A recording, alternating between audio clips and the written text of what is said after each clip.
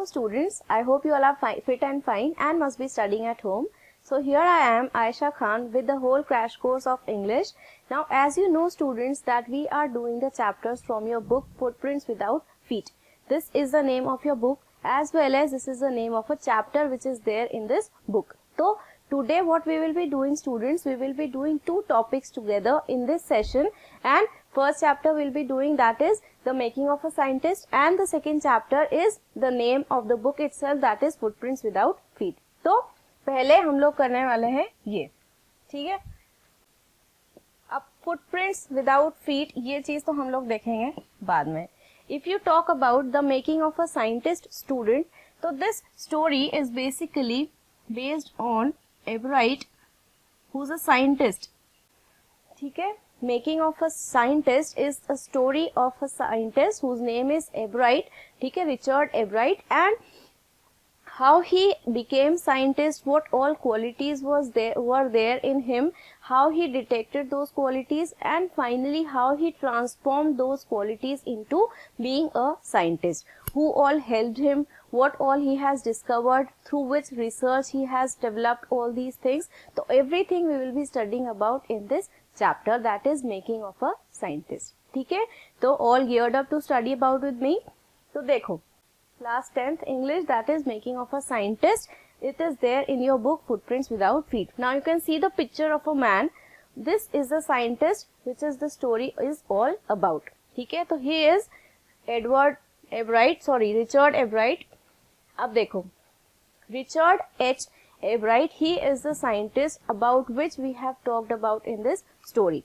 Ab he is a very famous scientist students, and he grew up reading and writing. He was very much famous and he was very much fond of reading and writing when he was a small child. अब कुछ बच्चों के साथ होती है curiosity that they are very much fond of playing.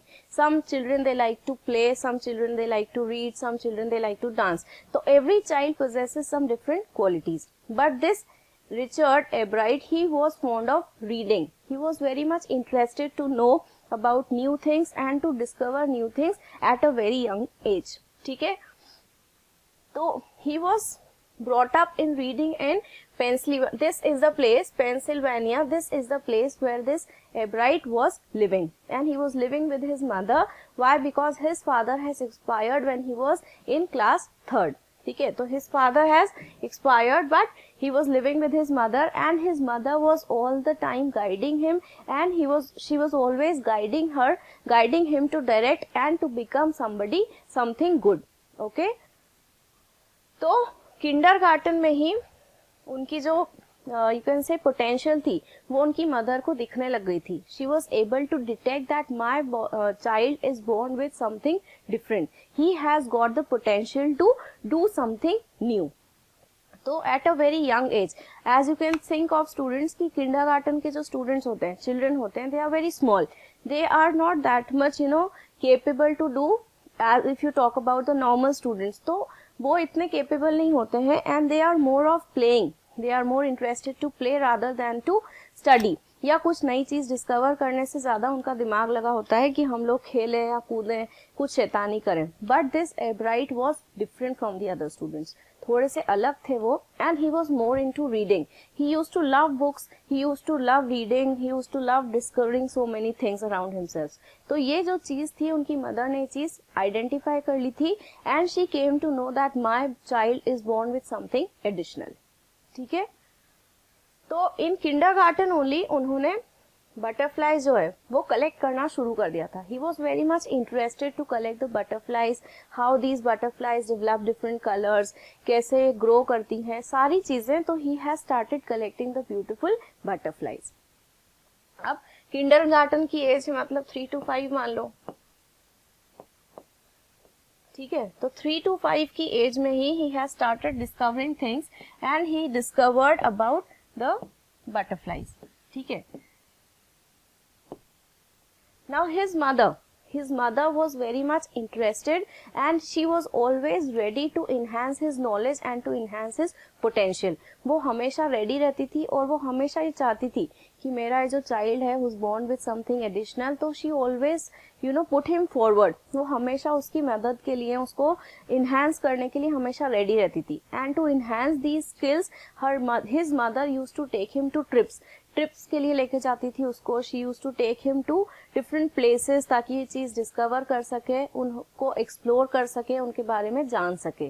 तो she will always guide him, she will always take him to trips.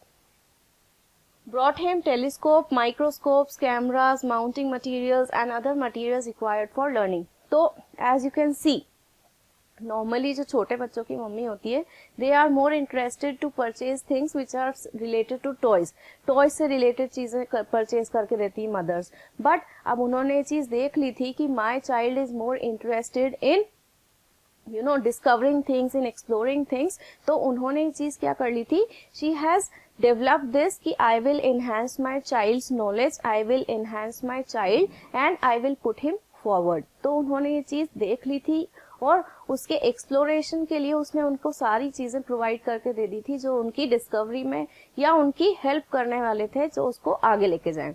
तो she has purchase all these things. ये सारी चीजें लेकर आ गई थी वो, टेलीस्कोप, माइक्रोस्कोप, कैमरा या जो भी इक्विपमेंट्स उनको चाहिए थे अपनी डिस्कवरी के लिए. तो एक बहुत छोटी एज में उन्होंने अपने बच्चे के लिए सारी चीजें प्रोवाइड कर दी थी. You can imagine how supportive his mother was. Then by the time he was in the second grade, अब ये तो kindergarten की चीज हो गई. अब second grade में जब वो आए, right, तो what happened, he was in the second grade, he collected 25 species of butterflies. Now when he came at the age of, or you can say when he came at the age when he was in second grade, he has collected the 25 species of butterflies. different species of butterflies जो थी उन्होंने second grade में ही collect कर ली थी. You can imagine how skillful this child was कि एक second class का बच्चा जो ढंग से चीजें डिस्कवर नहीं कर सकता, उन्होंने इतनी कम एज में 25 स्पीशीज ऑफ बटरफ्लाईज जो थी वो कलेक्ट कर ली थी. ठीक है.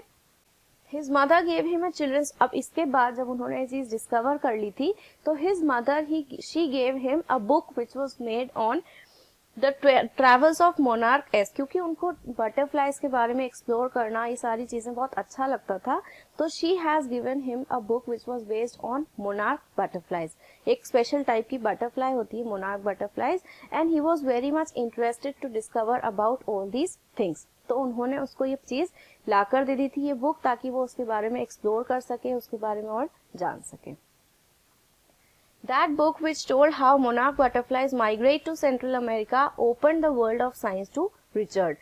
अब जब उन्होंने ये चीज बुक में से पढ़ी कि how these monarch butterflies they are migrating, they are moving from this thing London to Central America, तो उन्होंने इस चीज के बारे में जब पता चला उनको, तो he was very much excited and this thing opened the doors for him to become a scientist.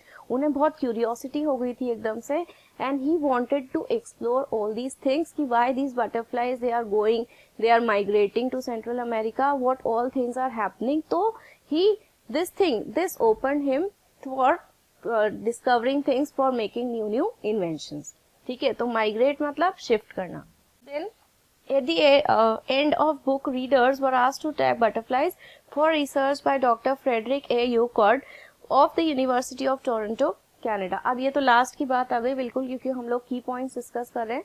तो इसके बाद भी बहुत सारे इंसिडेंट्स हुए थे स्टोरी में, but this story came to an end when how at the end of this thing, when he explored about so many butterflies, he has put the tags on the butterflies. Then what happened, he was being made as the Dr. Frederick A. Euclid, and he was given the title of a scientist. Finally, जब उन्होंने इतनी सारी research की, तो he failed many a times, but then finally what happened, he succeeded. His research won this prize, and he won the 3rd prize for Canada, and finally he was discovered as a scientist. तो failures भी हुए, बहुत सारे experiments हुए, researches हुई, but failures के बाद ही उनको विक्ट्री मिली, and finally he was made as the scientist. So these are the basically stories behind the making of a scientist. जैसे हम लोग कुछ भी अगर चीज बनना चाहते हैं, say for example if you want to become an actor, तो you have to face the camera. तो फर्स्ट टाइम जब हम आएंगे तो थोड़ा सा कॉन्शियस भी होंगे, ठीक है। से for example if you will going for shoot, तो हम लोग एकदम से तो ये नहीं हो सकता कि पिक्चर परफेक्ट शॉट दे के आ जाए और हमारी मूवी जो है हिट हो जाए।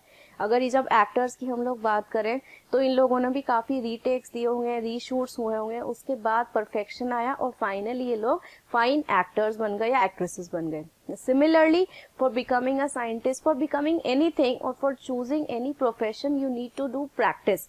प्रैक्टिस करेंगे, सक्सेस भी होगी, फेलियर्स भी होंगे, but you have to keep on moving and finally you will achieve your aim. तो इनके साथ भी यही चीज हुई, फेलियर्स भी हुए, रिसर्चेस भी हुई, बार बार गिरे वो, बार बार चीजें सीखी, finally he was discovered as one of the renowned scientist. ठीक है, तो this is basically the whole story of making of a scientist, that is about Richard H Ebright. ठीक है, तो ये तो की पॉइंट्स हो गए। अब देखो और बहुत सारी चीजें हैं जो हम लोग पहले की पॉइंट्स में डिस्कवर कर लेते हैं, बट बाकी पूरी overview I have given it to you. Now we will just read out the points also one by one, कि क्या क्या उन्होंने डिस्कवरीज की, कौन कौन सी रिसर्चेस की, कहाँ कहाँ पे उन्हें सक्सेस मिली, कहाँ पे फेलियर्स हुए, तो ये सारी चीजें भी एक बार देख लेते हैं। For several years his basement was home to thousands of monarchs in different stages। तो बहुत सालों तक तो वो क्या करते रहे, मोनार्क बटरफ्लाई के बारे में, उनकी डिफरेंट स्टेजेस ऑफ लाइफ को डिस्कवर करने में लगे रहे, कि कैसे प्यूपा से ना, कैटरपिलर से प्यूपा बनता है एंड देन एडल्ट बटरफ्लाई बनती है। तो he was more interested to know about the life cycle of a butterfly.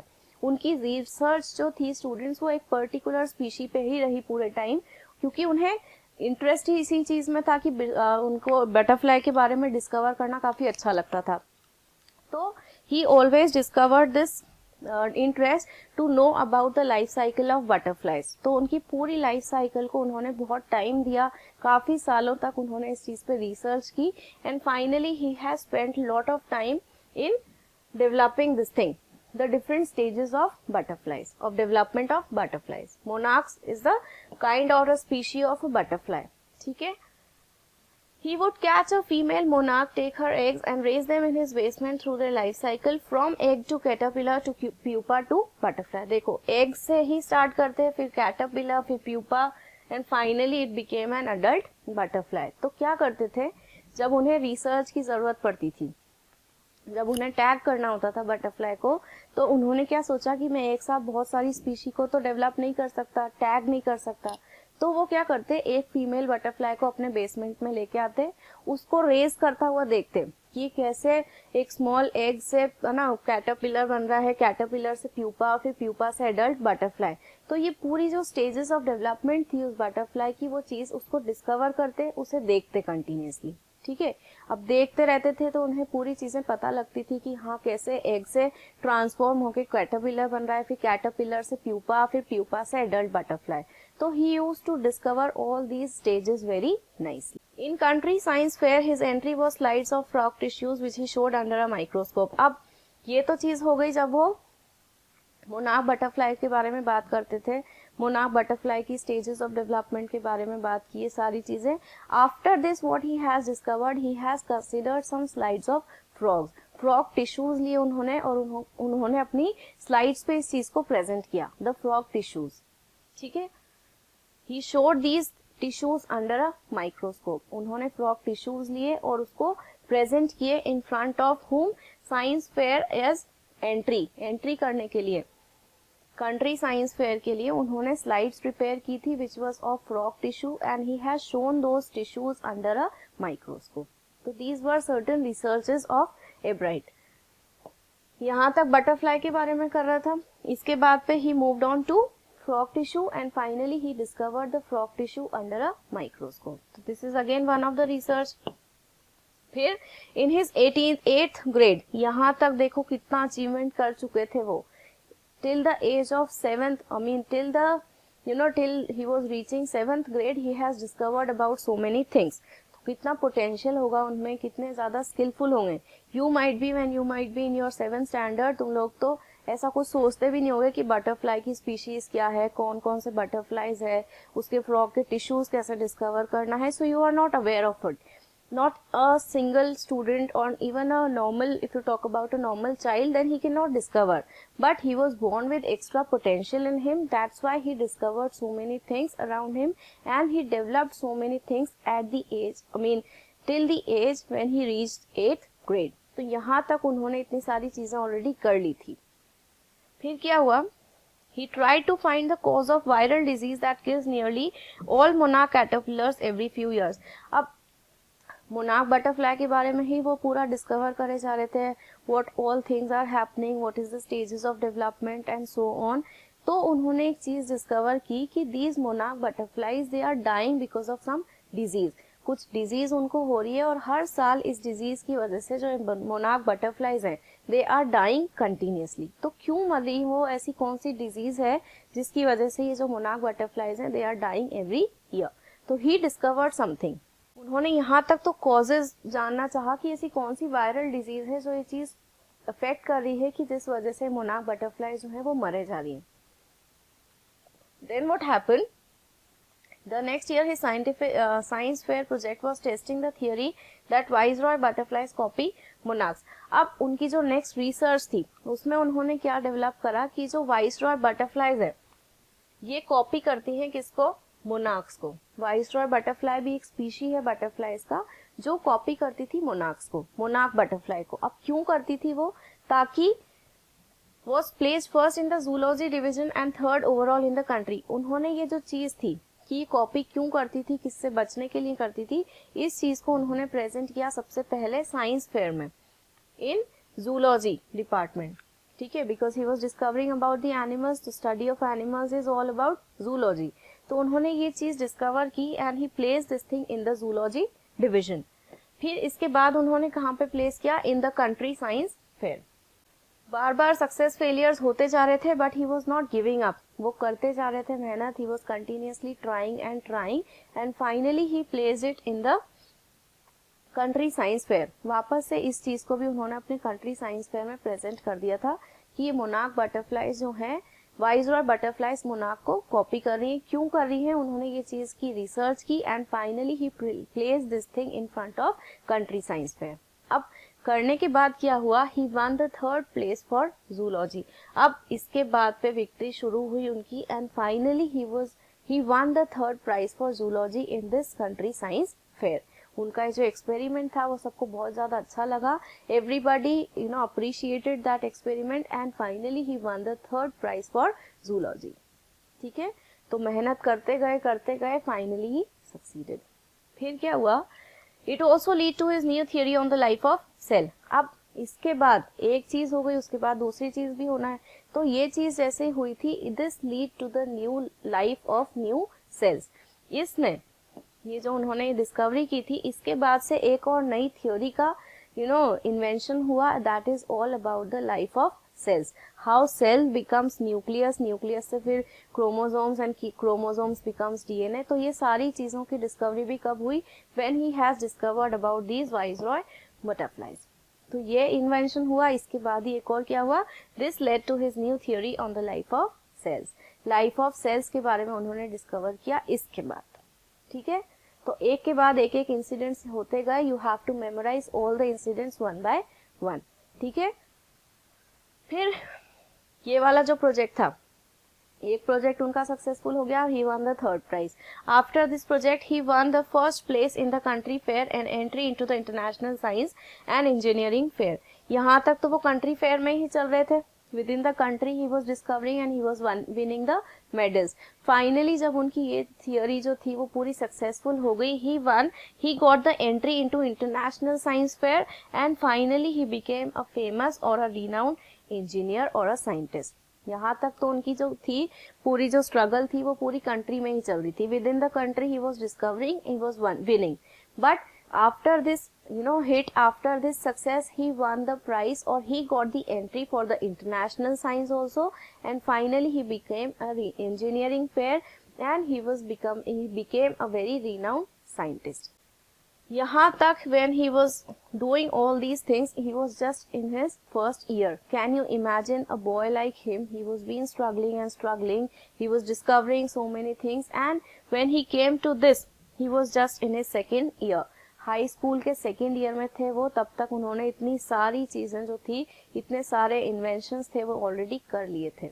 How can imagine how skilful this man was. तो सेकेंड ईयर में आते आते तो इंटरनेशनल नेशनल सारे प्राइजेस मिल गए थे और वो पूरे अच्छे से रिनाउंड बन गए थे scientist. Okay, So in his second year in high school, Richard Ebright began the research that led to his discovery of an unknown insect hormone. अब एक डिस्कवरी वापस से हुई फाइनली जब वो सेकेंड ईयर में आए, तो उनकी जो रिसर्च थी वो किस पे चली गई, to an unknown insect hormone, कि ऐसा कौन सा इंसेक्ट हार्मोन है जो येलो स्पॉट करता है कैटरपिलर्स पे. तो एक चीज हुई, उसके बाद उन्होंने वापस से कुछ और रिसर्च की, और सेकेंड ईयर में जब वो आए तो उन्होंने क्या रिसर्च किया कि why are these golden dots और golden spots found in the caterpillar. क्या हार्मोन है या क्या चीज उन्हें अफेक्ट कर रहा है जिसकी वजह से जो गोल्डन स्पॉट्स होते हैं प्यूपा के ऊपर वो क्यों होते हैं. ठीक है, तो he started discovering about these spots. उन्होंने अपनी रिसर्च जो थी वो वहीं पर ही खत्म नहीं की. ठीक है, now this thing Richard H. Ebright published theory of how cells works in an article. ये चीज उन्होंने सबसे पहले पब्लिश कर दी थी कि सेल्स वर्क कैसे करते हैं. First cell is found, then nucleus and then chromosomes and then DNA. तो ये पूरी जो सेल स्ट्रक्चर था वो उन्होंने डिस्कवर कर लिया था. He has already publish that thing at the age of 22. You have to mark this thing कि कौन सी एज में उन्होंने कौन सा अचीवमेंट किया था. तो at the age of 22 he has discovered how cells work. Then he grew up in Reading in Pennsylvania. ये प्लेस थी जहाँ पे वो अपनी मदर के साथ रहते थे. He was brought up in this place. He was not able to do anything. He was not able to play football, baseball. वहाँ पे वो जो जहाँ पे रहते थे, he was not able to play football or any other game. He was not able, he could not, but there he had done one thing, to collect. वहाँ पे वो सिर्फ एक ही चीज करते थे. He was just collecting and collecting. और इस कलेक्शन से ही उनका डेवलप हुआ था इंटरेस्ट कि मैं बटरफ्लाइज की स्पीशीज को कलेक्ट करूंगा. I will research about these butterflies. तो there he Pennsylvania he has started collecting things. He has collected butterflies. Kindergarten में तो उन्होंने क्या किया था, he has collected the butterflies. One thing he also collected. अब इसके अलावा besides collecting the butterflies he has collected the rocks, fossils and coins also. ये चीजें भी वो अपने साथ कलेक्ट करना शुरू हो गए थे. Then he would observe sky at night also. उन्हें हमेशा एक क्यूरियोसिटी रहती थी. तो जैसे नॉर्मल चाइल्ड होते थे वैसे वो बिहेव नहीं करते थे. He was more interested to collect about the fossils, to collect about the coins or to see the sky at night. तो he was always exploring things. He would live with his mother who encouraged his interest in learning. Now his mother, she played an important role in bringing him up nicely and in identifying his potential. She was the one who identified and she helped him to move forward in life. तो वो हमेशा as a motivator उनके साथ रही and she always encouraged. अब उनके लिए बहुत सारी चीजें भी करती थी. She used to plan trips for him. She used to give him all the equipments which are needed for research. तो टेलीस्कोप, माइक्रोस्कोप, कैमरा, सारी चीजें उनको अवेलेबल करवा दी थी. Her mother would call him Richie. Now what is the pet name which with this mother used to call Richard Ebright as Richie. Her mother would discuss with him every night and give him mental exercise instead of physical exercise which he wanted to learn. अब instead of doing the physical exercises, his mother used to do the mental exercises with him. जो उसे अच्छा लगता था. उसकी mother हर रोज उसके साथ रात में बैठती and she used to ask about so many things which he will think about, explore करने के लिए. तो उसकी मम्मी उसके साथ हमेशा रहती थी उसे encourage करने के लिए, उसे brainstorm करने के लिए, ताकि वो नई नई चीजें discover कर सके and he will develop the ability to learn. Okay? By the time he was in the second grade, देखो यहाँ पे हम लोगों ने अभी 22 का पढ़ा. ये तो पूरी चीजें कि फाइनली उन्होंने ये चीज कर ली थी. सबसे पहले उन्होंने क्या किया था, किंडरगार्टन में बटरफ्लाइज कलेक्ट की थी. फिर ये सारी चीजें how his mother helped him. Then what happened when he was in the second grade. यहाँ पे आने के बाद उन्होंने क्या किया था, he has collected the 25 species of butterflies. तो हर एक ग्रेड का उन्होंने एक स्पेशल टास्क किया था जो आपको स्टेप बाय स्टेप याद करना है. कि किंडरगार्टन में तो उन्होंने बटरफ्लाइज कलेक्ट करना शुरू किया.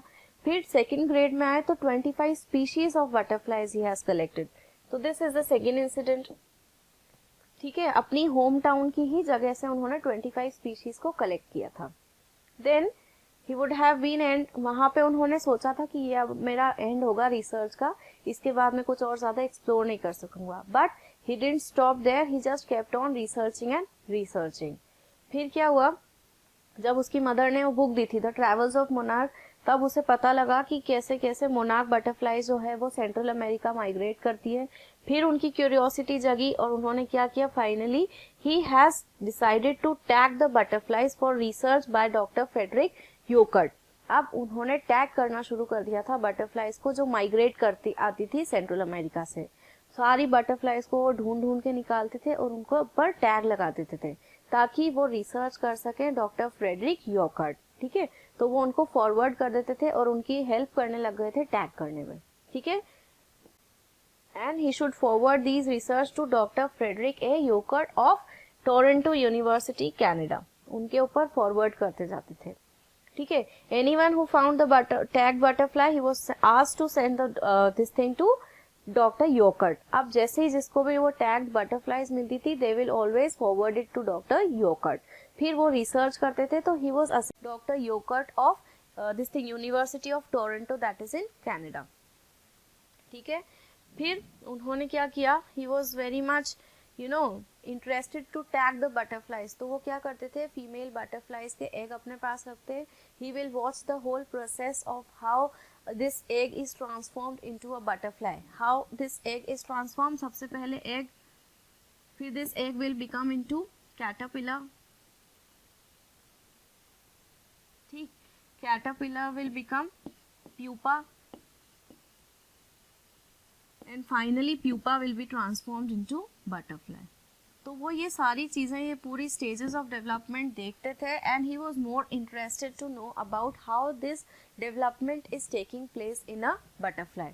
तो he has collected an egg of female monarch, female butterfly, and he has watched all the stages of development of a butterfly. ठीक है, तो वो अपने पास रखते हैं उसके विंग्स कैसे डेवलप हो रहे हैं, उसकी सारी चीज़ें कैसे डेवलप हो रही है। He wants to watch all these things. और उन्होंने अपने बहुत सारे सालों लगा दिए थे ये चीज़ को डेवलप करने में कि ये चीज़ें कैसे डेवलप होती है और बटरफ्लाई फाइनली कैसे बन जाती है। ठीक है, तो ये तो सारी चीज़ हो गई हमारी बटरफ्लाई के बारे में when he has done the research. अब नेक्स्ट देखो फिर। ठीक है, तो he was more and more interested about research of a butterfly. इसके बाद क्या हुआ, in got a hint of what a real science is what he entered in a country science fair.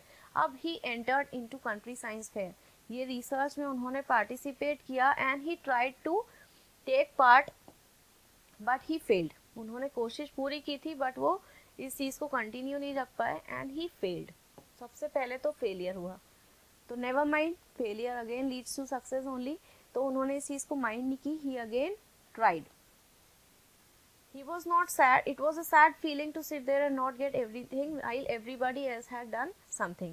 तो वहाँ पे जब वो सब बैठे हुए थे, एब्राइट was the only one who has not won anything, but he was feeling bad, but he has not given up. उसने कोशिश करना नहीं छोड़ा था।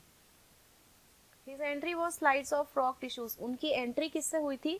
This was the turning point when he showed the frog tissues on a slide under a microscope. तो यहाँ पे उनकी एंट्री हुई and he realized that he has got the third prize for this showing of the frog tissues. He has got the third prize for zoology. Okay, and he would always go for suggestion to Dr. Euclid. अब उनकी help करने लग गए थे, suggestions लेने लग गए थे उनके, तो he would always guide him. अब 8th ग्रेड में क्या हुआ, इसके बीच में सारी चीज़ें उन्होंने करी। Then finally when he was in his 8th grade he find out the cause of a viral disease that has been the cause for these butterflies to die every year. इसके बाद जब वो 8th grade में आए तो उन्होंने क्या discover किया कि there is some viral disease which is being caused in the butterflies and because of this reason these butterflies are dying every year. तो उन्होंने इस चीज़ का कॉज डेवलप किया, कौन सी वायरल डिजीज़ है वो डिटेक्ट किया। तो 8th ग्रेड में आके उन्होंने ये चीज़ फाइंड आउट की। ठीक है, तो ये हम कह सकते हैं कि 2nd ग्रेड के बाद 3rd जो हमारा इंसिडेंट था या जो मेकिंग ऑफ साइंटिस्ट का पार्ट था, तो this is when he was in his 8th grade.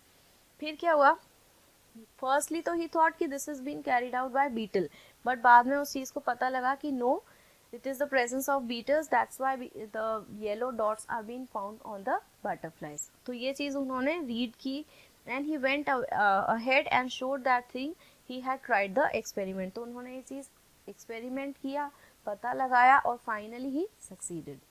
ठीक है, तो ऐसा कुछ उन्होंने फ्रॉग टिश्यू दिया था माइक्रोस्कोप के अंदर.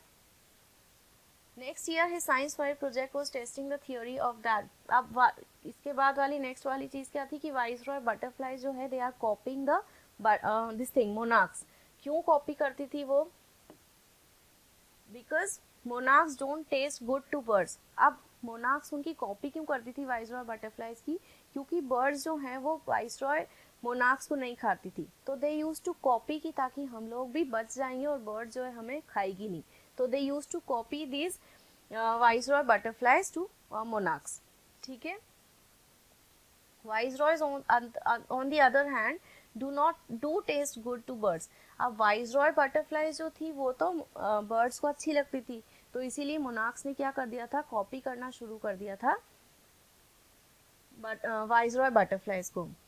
The less likely they are to become a bird's dinner. तो उन्हें बर्ड्स का डिनर नहीं बनना था, इसीलिए उन्होंने स्टार्ट कर दिया था कॉपी करना. Okay, Ebright's project was to see whether in fact birds would eat monarchs. अब एब्राइट का प्रोजेक्ट क्या था कि बर्ड्स जो है वो मोनाक्स को खाएगी या नहीं खाएगी, या फिर सिर्फ वाइसरॉय बटरफ्लाइज को खाएगी. तो उन्होंने इस चीज़ पर रिसर्च करना शुरू किया. फिर he found that a starling would not eat ordinary bird food, it would eat all the monarchs it could get. अब उन्हें पसंद क्या थी, वाइसरॉय बटरफ्लाइज, तो उन्होंने मोनाक्स ने कॉपी करना शुरू कर दिया था. वाइसरॉय बटरफ्लाइज ने कॉपी करना शुरू कर दिया था मोनाक्स को, क्योंकि मोनाक्स अच्छे नहीं लगती थे टेस्ट में, तो उन्होंने कॉपी करना शुरू किया. And finally he discovered something, and this project when he discovered these things, so this project was first placed in the zoology division और third overall in the country science fair.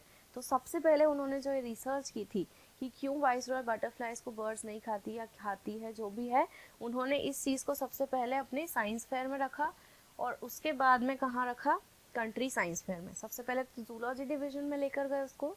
Finally this thing was been placed in the country science fair और वहाँ पे उन्होंने फिर third prize जीता. ठीक है,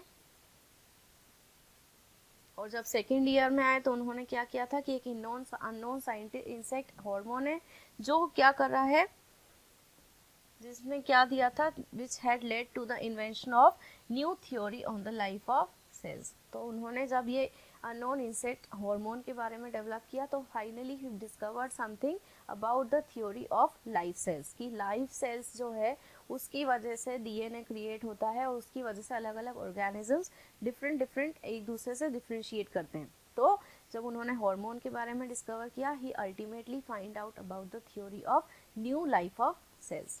ठीक है, अब the question he tried to answer was simple. What is the purpose of the 12 tiny this thing what I was telling you कि 12 tiny gold spots क्यों होते हैं मोनाक पे, है ना.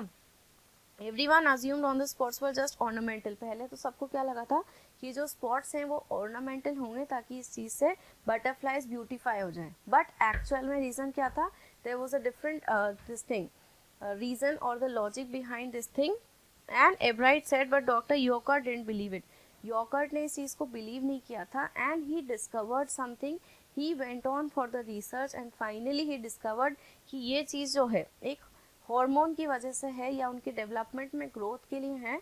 इस वजह से ये जो 12 टाइनी गोल्ड स्पॉट्स हैं वो मोनाक प्यूपा पे होते हैं. Okay, to find the answer Ebright and other excellent science students first had to build the device, जिसने सबसे पहले तो ये हार्मोन डिस्कवर किया था कि जो स्पॉट्स हैं उसके ऊपर हार्मोन कौन सा डेवलप हो रहे हैं. Okay, necessary for the butterflies full development. उन्होंने इस चीज़ को डेवलप किया कि ये जो स्पॉट्स डिस्कवर हो रहे हैं प्यूपा की बॉडी पे वो क्या हेल्प कर रहे हैं for the development of a butterfly. तो ये स्पॉट्स जो हैं ये ऐसे ही नहीं है, ऑर्नामेंटल नहीं है, दिखावे के लिए नहीं है, but they are helping this pupa to become an adult butterfly. Okay, तो एब्राइट और उसके साथ एक स्टूडेंट था, ब्राइट स्टूडेंट, उन्हीं की तरह जिन्होंने ये चीज़ को डिस्कवर किया था and finally they discovered कि this is just not the ornamental thing, but this is a hormone which is helping him to become an adult butterfly, okay, which is necessary for the butterfly's full development. इसके बाद जब उनका ये जो project था finally it one the first place in the country fair और उन्हें international में एंट्री मिल गई थी. This is the time when he got an entry in the International Science Fair and Engineering Fair. जब उन्होंने येलो स्पॉट्स, ये जो 20 tiny spots, 12 tiny spots discover किए थे कि एक हार्मोन की वजह से है and not just because of ornamental thing, finally he won the prize in the country fair and he got an entry in the international fair also. He got a chance to work during the summer at the Entomology Laboratory of Walter Reed Army Institute. अब उनके इसके बाद उनके काम को he was been researching about this university. It's a famous university. As a high school junior, Richard Ebright continued his advanced experiments. Continuously वो advanced experiments अपने करते रहे and he was being made a part of this WRAIR, that is Walter Reed Army Institute of Research. So he was working there during the summers. तो ये पूरी story है students about the making of a scientist, about Richard H एब्राइट, how he has discovered so many things and finally how he discovered the things and he went on to WRAIR, that is Walter Reed Army Institute of Research. तो finally उनकी research जो है यहाँ आके ख़त्म हुई and still he was working on in the summer vacations, he was still working out and he is still doing his researches. So this is how the story went on and this is how this making of scientists take place. ठीक है, तो I hope you people have understood the story very nicely. Now let's discuss some question and answers. तो read and find fact कुछ topics हैं, कुछ questions हैं which I have taken so that you can just take the help. तो देखो, how did a book become a turning point in Richard. कैसे, क्योंकि उसने ये चीज़ डिस्कवर कर ली थी कि सेकेंड ग्रेड में जब उसने कलेक्ट करी थी स्पीशीज 25 स्पीशीज, तो ही फाइंड आउट कि मोनार्क बटरफ्लाइज माइग्रेट करती है और वहाँ से उन्हें चीज़ दिमाग में आई थी कि now I will study about how these monarch butterflies they are migrating to Central America. Okay, और इसके बाद से उनके सारे जो साइंस के जो वर्ल्ड था वो पूरा उनके सामने एक्सप्लोर हो गया था and finally he decided to do research about butterflies more. Okay, तो वो बस वहाँ पे अपना एंड नहीं करना चाह रहे थे बटरफ्लाई कलेक्टिंग का, but he wanted to explore more and more, है ना. तो ये सारी चीज़ें हम लोगों को एक बार लिख देना है इसमें. And the name of the book also you have to mention the travels of monarch, है ना, ये चीज़ लिख देना है. So this proved to be a turning point of Richard's life. How did his mother? His mother, she has always helped him. She would always take him to trips. She will collect so many materials. She has provided those materials to him so that he can just carry on about his research. तो सारी चीज़ें लिख देना है इसमें भी हम लोगों को. She took him to trips, brought him telescope, microscope, सारी चीज़ें. फिर उसके बाद बुक भी दी थी Travels of Monarch, जिसने बहुत ज़्यादा हेल्प की थी. So this book's name can also be there, Travels of Monarch S. This is the name of the book which proved to be a turning point in the life of Ebright. ठीक है, turning point यहीं से ही था जब भी उन्हें click किया था कि ये चीज़ क्यों होती है, क्यों माइग्रेट करके जाती है वो. तो यहाँ पे टर्निंग पॉइंट हुआ था because of this book travels of monarch. ठीक है.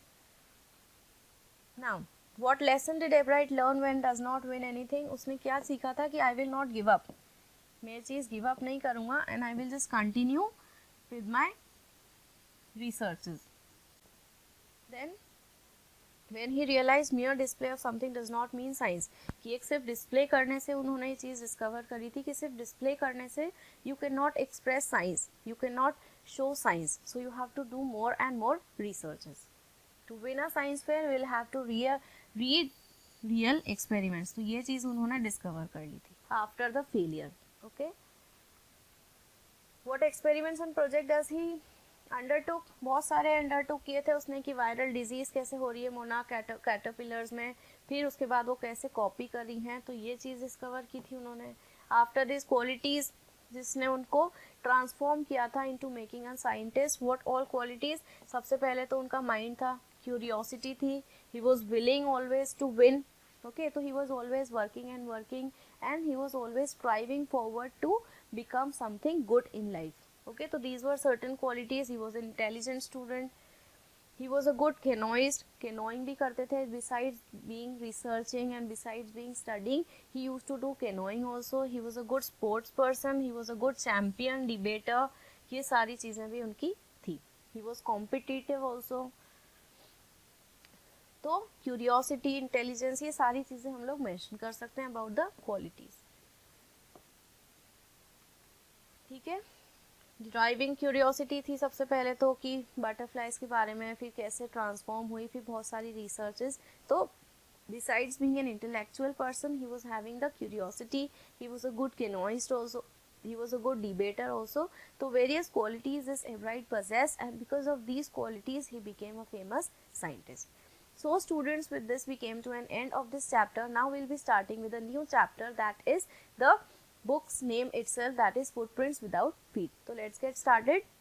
So what I was telling you, we will be doing the 2 chapters in this session. First chapter we people have already completed. Now next chapter, that is the Footprints Without Feet, and this is the name of your book as well, so don't get confused. What is the meaning of Footprints Without Feet, students? That something happened in this story, and because of this there was footprints of a person without feet. दिखे बिना किसी इंसान के footprints दिख रहे थे. अब how is that possible? How is that thing happening? तो we will be coming to know when we will read the story. तो footprints without feet, दिख नहीं रहा इंसान, but उसके जो footprints हैं वो जमते जा रहे हैं. अब देखो, this is basically the story of a scientist. Again, making of a scientist was different. अब don't get confused. This is a story of a scientist whose name is Griffin. Again, this is a story of a scientist whose name is Griffin, and he is a scientist. He discovered something. He discovered a rare drug which allow him to go invisible. जैसे mister India में होता है ना, अनिल कपूर एक discover कर लेता है. Although Anil Kapoor नहीं डिस्कवर करता है, ये चीज कोई और करता है, but he found that thing, and because of doing that thing he was becoming invisible. तो उनके पास एक फॉर्मूला था. Similarly, this Griffin also developed a formula और a drug which allowed him to go invisible. अब उसने इस चीज का एडवांटेज लिया या डिसएडवांटेज लिया, देखते हैं आगे, है ना. तो which makes a person invisible, और इनविजिबल हो जाता है बट फुटप्रिंट्स तो दिखेगी, जैसे मिस्टर इंडिया की दिखती है, वो किसी को चांटा लगा रहा है, कभी कुछ सामान उठा के ले जा रहा है. तो Griffin also discovered the same drug. फिर his landlord disliked him. उसका जो लैंडलॉर्ड था ग्रिफिन का, he used to live on a rented apartment, और उसका जो लैंडलॉर्ड था वो उसको बिल्कुल अच्छा नहीं लगता था. ठीक है. तो Griffin wants to take revenge. अब उसने डिस्कवर कर लिया था कि हाँ भाई, अब तो मैं रिवेंज पे आऊंगा, अब तो मैं इससे बदला लूंगा, क्योंकि अब तो मैं इनविजिबल हो सकता हूँ. तो he decided that I will take the revenge from my landlord. He swallows the drug. swallow करता था उसको, निगल जाता था और वो इनविजिबल हो जाता था. तो he puts the house on fire. अब वो क्या हुआ, उसने क्या किया, उसे उसका लैंडलॉर्ड बिल्कुल अच्छा नहीं लगता था. उसने सोचा मैं इससे रिवेंज लेता हूँ. अब रिवेंज लेने के लिए उसने क्या किया, अपना जो ड्रग था उसको स्वेलो किया, खुद इनविजिबल हो गया, और उसका जो घर था लैंडलॉर्ड का, इट सेट्स ऑन फायर. उसको घर को जला दिया उसने. अब it was bad on his part. उसने इस चीज का डिसएडवांटेज, गलत एडवांटेज लिया कि उसके पास ये चीज थी, तो उसने उसका जो घर था वो जला दिया. Okay. He puts off clothes, becomes invisible and run away. अब क्या होता था, वो जैसे ही ड्रग को कंज्यूम करता था, वो खुद तो इनविजिबल हो जाता था, बट उसके जो क्लोथ्स थे वो विजिबल रहते थे. तो वो क्या करता था, he used to go naked without clothes and then he used to go invisible. वो अपने क्लोथ्स हटा देता था पूरे, and then he used to go invisible, ताकि कोई उसे डिटेक्ट नहीं कर सके. ओके.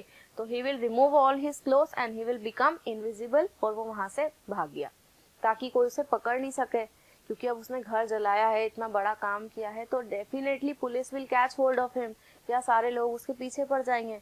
तो what he did, he just became invisible. सारे अपने क्लोथ्स जो थे वो हटाए, and he just ran away. Then it was cold weather and he felt the needs of cold clothes.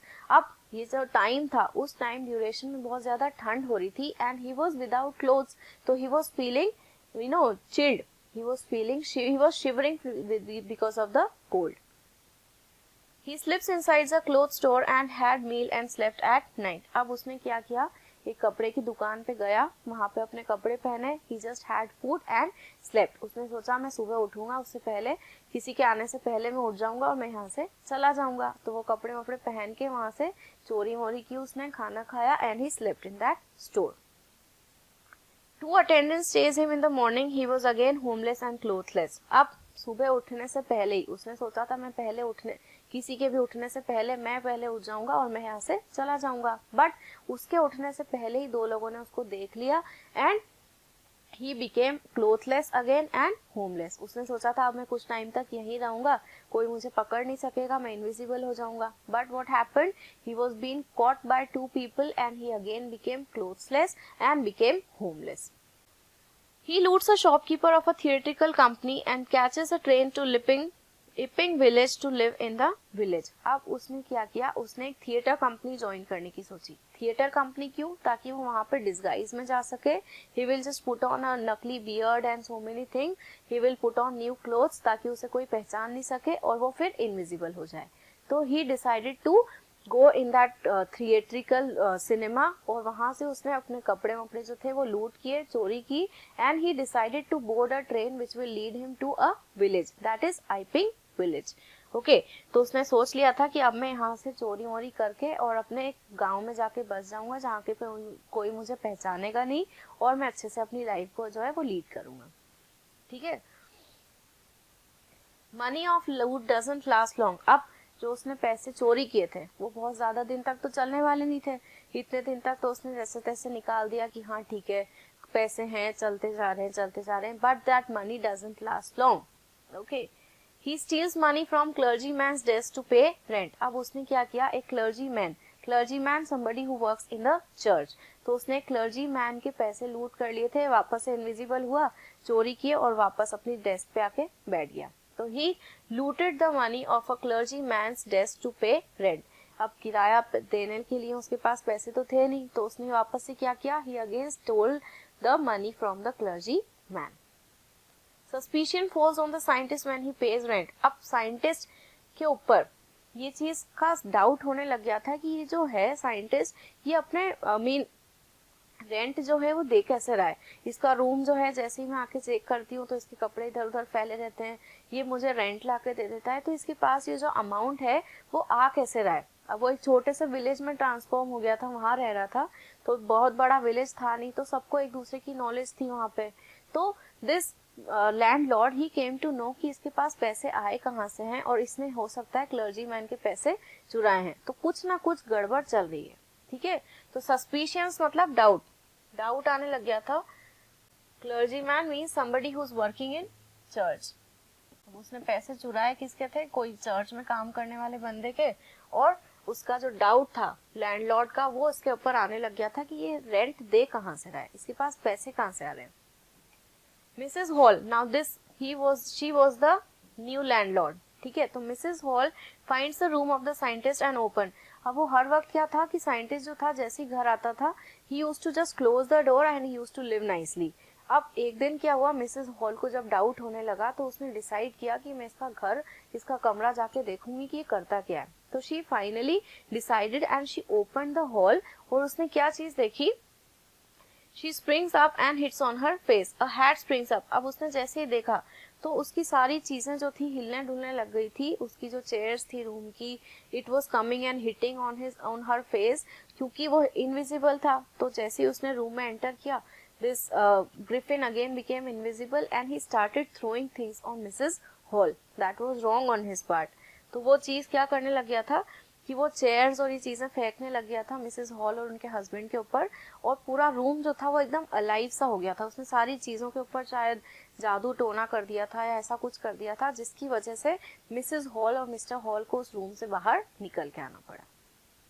Suddenly Griffin appears from nowhere. अब एकदम से वापस वो विजिबल हो गया, क्योंकि वो था तो वहीं, बट उसने जस्ट वो ड्रग स्वेलो कर लिया था. But suddenly he just appeared from that scene. When Mr. and Mrs. Hall inquire about the griffin, about the theft Griffin gets angry. अब उसने जब जैसे ये चीज के बारे में इंक्वायर करना शुरू किया था तो ग्रिफिन को गुस्सा आ गया। He removes the bandages and false nose he was headless. अब उसने बैंडेजेस से अपना फेस जो था वो पूरा कवर कर रखा था ताकि उसको hall mister and Mrs hall को ये चीज रही कि इसका हो सकता है कोई एक्सीडेंट हुआ है जिसकी वजह से उसने पट्टियां बांध रखी है, बट एक्चुअल में ऐसा कुछ भी नहीं था। और जैसे ही उनके ऊपर उसको डाउट होने लगा तो he has removed all those bandages and he just showed his real face. The constable is called to arrest the headless man, but he is wounded by the invisible scientist. अब constable को बुला लिया उसी time पे जब mister hall और Mrs hall को पता लगा कि he is not the real man and he has looted so many people. उन्होंने उसी टाइम पुलिस को बुलाया ताकि इसको अरेस्ट करके ले जाए, but he became invisible and he was not being caught again. तो this is how he escaped and he kept on doing wrong things, even being a good scientist. So this is basically the story of a scientist who was wrong on his part. As a scientist, he was very intelligent, but if you take him as a human being, he was not good. Okay? अब summarize कर लेते हैं इसको. Griffin, an eccentric scientist, मतलब बहुत smart scientist he was. He discovered a rare drug which could make him a naked man invisible. Naked man को invisible करने का उसने एक formula develop किया था. He was not liked by the landlord. उसको लैंडलॉर्ड जो था बिल्कुल पसंद नहीं करता था क्योंकि वो उल्टी सीधी हरकतें करता रहता था. तो he decided to take revenge, जैसे हमने भी पहले पढ़ा था की पॉइंट्स में. He set the house on fire, he drank the rare drug, he just ran away from that place. ये सारी चीजें की उसने. फिर वो एक सेफ जगह पे चला गया, ठंड में सोया वो. ओके, दो लोगों ने उसको देख लिया तो वापस से उसने कोशिश की कि वहां से चला जाए. And policeman named Jaffers. अब पुलिसमैन का नेम दे रखा है जैफर्स. ओके, तो strange fight took place and he again put on the bandages और ये सारी चीजें हुई और finally he got free and he ran away. तो ये तो पूरी स्टोरी हो गई students about Griffin. If you take him as a scientist then scientist he was a very good scientist. अब इसकी ग्रिफिन की हम लोग एक बार दो चीज देख लेते हैं. हो सकता है क्वेश्चन फ्रेम हो जाए कि describe Griffin as a scientist and as a person. तो अगर हम एज अ साइंटिस्ट की बात करें स्टूडेंट्स तो साइंटिस्ट तो वो बहुत अच्छा था, है ना. He was good, he was intelligent, he was smart, क्योंकि उसने एक ऐसा फॉर्मूला डिस्कवर कर लिया था which was very rare. Okay, तो he was having extraordinary mind, extraordinary भी था, पोटेंशियल भी था उसमें. But if you talk about him as a person की अगर हम बात करें तो he was not a good person. He was an evil mentality person. He harmed people a lot. घर जला दिया था उसने, लोगों के पैसे लूट करता था, looted houses, harmed many people. तो he was not good as a person but he was an extremely extraordinary person as a scientist. तो दोनों कंट्रास्टिंग नेचर्स थे उसके. If you talk about him as a scientist then he was extraordinarily smart, but if you talk about him as a person then he was not good. He harmed people, he looted people, he caused harm to many people. So as a person he was not at all good. ठीक है, तो ये दो contrasting thing हम लोगों ने देखी एक बार. Okay, now how did the invisible man first became visible? सबसे पहले वो कैसे invisible हो जाता था completely? When he caused him to leave footprints as he walked. उसने पहले सबसे पहले visible कैसे हुआ था? क्योंकि उसकी जो footprints थे वो दिखने लग गए थे. Okay? His footprints were seen by two boys who followed as long as the prints were available. और दो लोगों ने उसकी चीज डेवलप करी थी कि जो footprints है तो footprints तो दिख रहे हैं but actual में जो इंसान है वो नहीं दिख रहा है. Okay? So first time when he became visible was two boys discovered about this thing. ठीक है. Then he went on to big London store, फिर कुछ गर्म कपड़े पहने उसने, and then so on and so forth. Now why was he wandering the streets? Wandering मतलब roaming, घूम क्यों रहा था वो स्ट्रीट्स पे? ग्रिफिन वाज अ लॉलेस मतलब लॉ ब्रेकर था वो, कोई रूल फॉलो नहीं करता था. He never used to follow any guideline. तो basically he was a lawless person. His landlord disliked him and tried to get rid of him. His landlord, he never used to like him and he always wanted कि ये जो है यहाँ से चला जाए. For revenge, he set the house on fire and he ran away without being seen. तो वो घूम क्यों रहा था? ताकि उसको कोई पहचान नहीं सके. And he was wandering without clothes and without food. Okay. After this, there are 2 more questions to go. Why does Mrs. Hall find the scientist eccentric? Eccentric क्यों था? क्योंकि वो एकदम से ना strange man था. He was doing something unusual. तो she found him very eccentric, strange. एकदम से वो आ जाता था, एकदम से चला जाता था. तो उसे सारी चीजें बहुत uncertain और unpredictable लग रही थी. Stranger had an uncommon appearance. अलग से दिखता था क्योंकि उसने bandages लगा रखी थी अपने पूरे face पे. तो she found him very eccentric. In spite of Mrs. Hall's attempts to be friendly, वो हमेशा ठंडे से रिस्पॉन्स देता था, बहुत फ्रेंडली नहीं रहता था. तो ये सारी चीजें उसको बहुत अलग से लगी, अनयूजुअल लगी. He did not wish to be disturbed. हमेशा अपने कमरे में रहता था. तो ये सारे जो नेचर्स थे उसको बहुत अलग से लगे थे, बहुत एक्सेंट्रिक लगे थे. Then what curious episodes occurs in the study? कौन से curious episodes हुए थे? That his wife were awakened by the noises in the study. फिर creeping downstairs they heard the chink of money being taken from the clergyman's desk.